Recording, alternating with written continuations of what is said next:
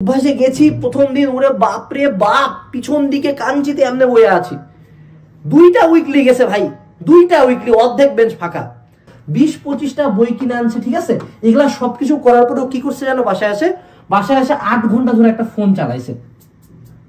আমাদের বাঙালির ওই দেখছো না যে হেলিকপ্টার বানায় মোটরসাইকেলের ইঞ্জিন দিয়ে, ও জানে না কিছু হেলিকপ্টার কি, এটা নিয়ে কোনো স্টাডি করে না, বাট ওর মনে হয়েছে যে পাখা ঘুরলেই উড়বে।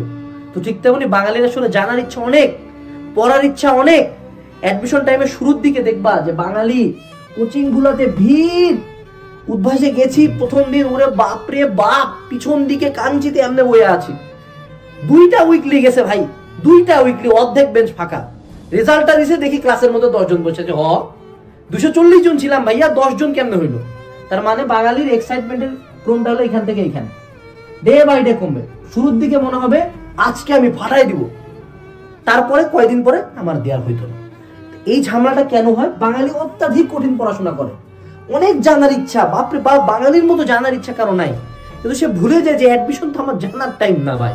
অ্যাডমিশন টাইম কি তুমি নতুন কিছু পড়ার জন্য আসছো নাকি? অ্যাডমিশন হলো বিগত 2 বছর যা পড়ছি তার মধ্যে কিছু সার্টেন টপিক এবং স্কিলস এর উপর ভিত্তি করে তোমরা চান্স দিবে, that's it, as simple as that. এখানে নতুন কিছু পড়ার নাই, নতুন কিছু পড়ার ছিলই না in the first place. But এখন কোচিং সেন্টার ভাইয়া, প্ল্যাটফর্ম টিচাররা কি করছে, এমন একটা সিস্টেম করছে যে তোমাকে অনেক কিছু পড়াই দিব আমি, কারণ তুমি না টাকা দিবা না। তোমাকে যদি বলি যে না ব্রাদার এই শুনো, এই যে এই পিছিয়ে বইটা পড়ো, এটা বলি না, তো তুমি আর কিছু পড়বা কেন? তুমি আমার টাকা দিবা, 10-15 হাজার টাকা দিবা তো না। তো এই জন্য বাঙালি কি করে, অনেক পড়ে।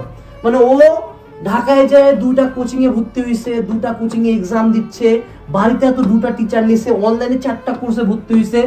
বাপকে যায় বলছে বাপ আমার বেলা বই কিনতে হবে, 20-25টা বই কিনে আনছে, ঠিক আছে।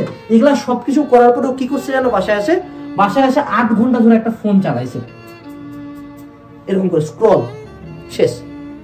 Ultimate output 0।